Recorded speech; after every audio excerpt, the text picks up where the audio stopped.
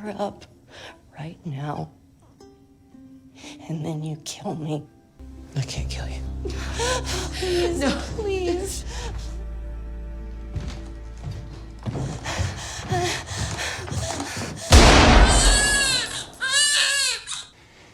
Paying attention to things.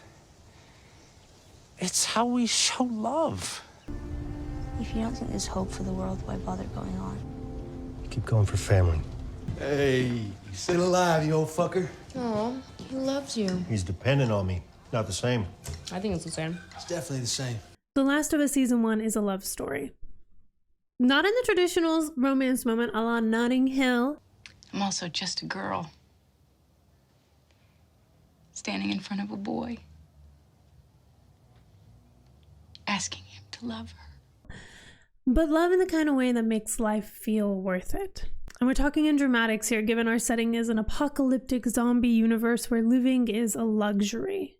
Our main characters, Ellie and Joel, of course, have their own path to love, but through the 9 episodes, we meet a slew of characters from Cannibal Dave to Bill and Frank, and they each teach us about life, love, and embracing what the heart desires during unthinkable times. The show dared to take these 2-dimensional game characters and give us more time with them, and the show, in my opinion, was better for it.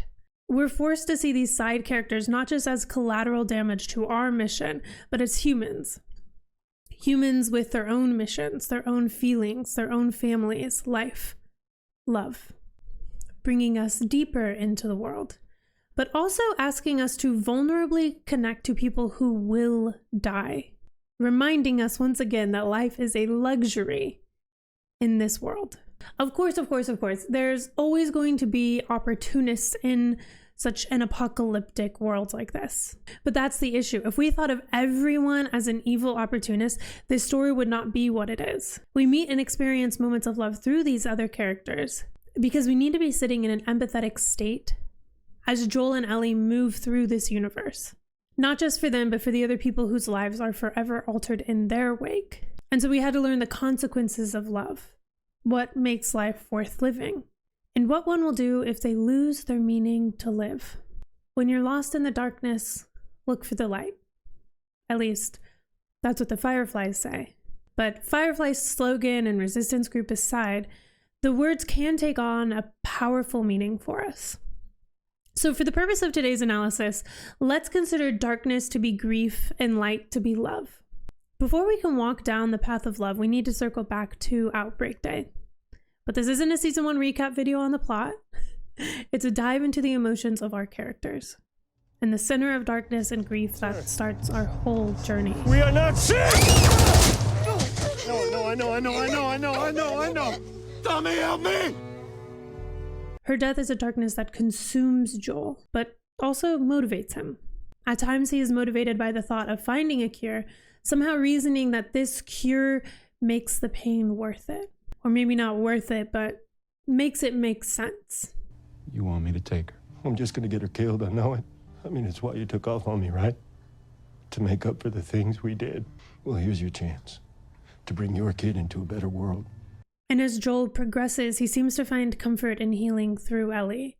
And not as a replacement for Sarah, of course, but stepping in as a father figure in Ellie's life does seem to bring lightness into his otherwise dark life. It gives him a purpose, again, something to live for. I was the guy who shot and missed. There's no story. Sarah died, and I couldn't see the point anymore. And I wasn't scared either. I was ready. So time heals all wounds, I guess. It wasn't time that did it.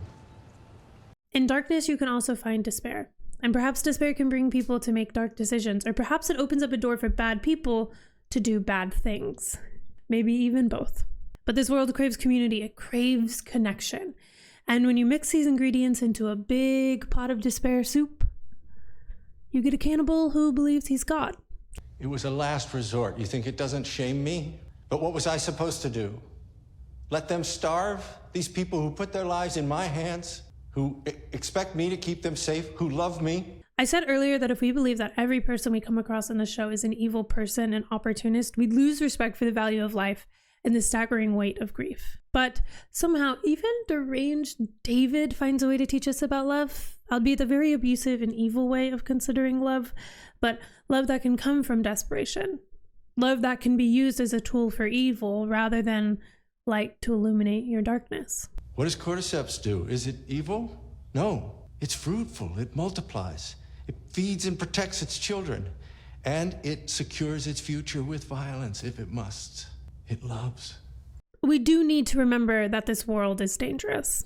And to steal a moment from the season 2 trailers, the monsters are outside. And choosing who to put your trust in can be one of the most dangerous things you do. Be careful who you put your faith in.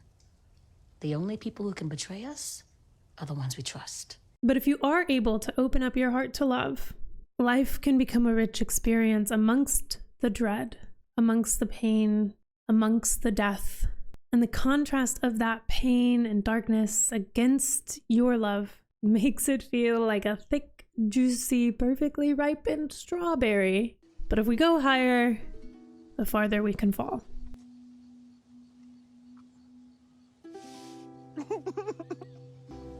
I was never afraid before you showed up. And look, I'm not here to re-traumatize you about Bill and Frank, but their story was so shockingly beautiful. It was hopeful. And to Bill's dismay, probably, it was a little poetic. This isn't the tragic suicide at the end of the play. I'm satisfied. And you were my purpose. It's incredibly romantic. For me, episode 3 was the episode that solidified The Last of Us season 1 as a great adaptation. But for many, that was the episode that frustrated them. How dare we show a beautiful, heartwarming love between these two men when we should be out there fighting zombies? Fighting zombies and surviving in this world means nothing without love, without purpose, without care. We need grip.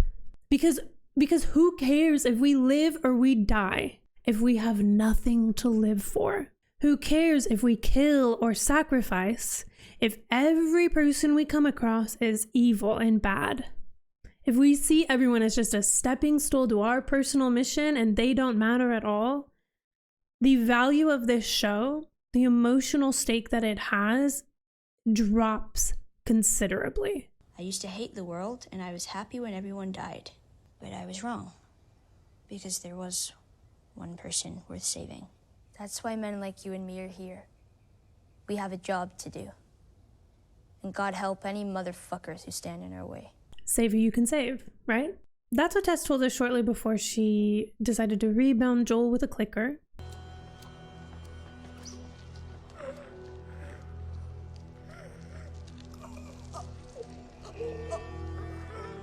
Joking aside, Tess knew that her life was over, and she knew what she could and had to do to save Joel and Ellie. Josh is fucking real. I never ask you for anything, not to feel the way I felt, not to you shut the fuck up because I don't have time. You get her there. You keep her alive. And you set everything right. Say who you can say.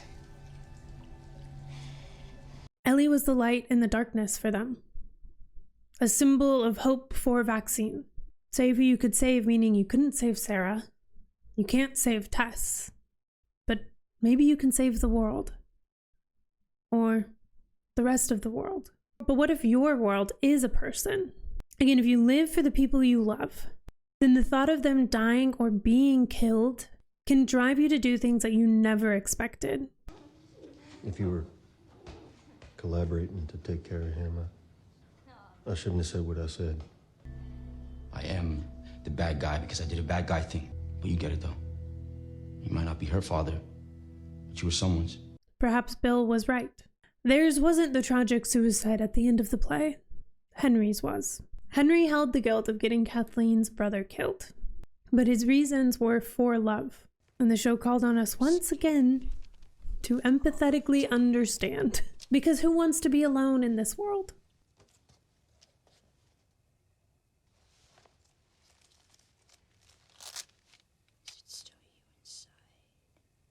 And Henry and Sam's story is devastating. Because if you have to be the one to take away the light of your own life, take away the only reason you live, fight, endure, and survive, the darkness feels like an overwhelming takedown, like a tsunami crashing in on you. This is the tragic suicide.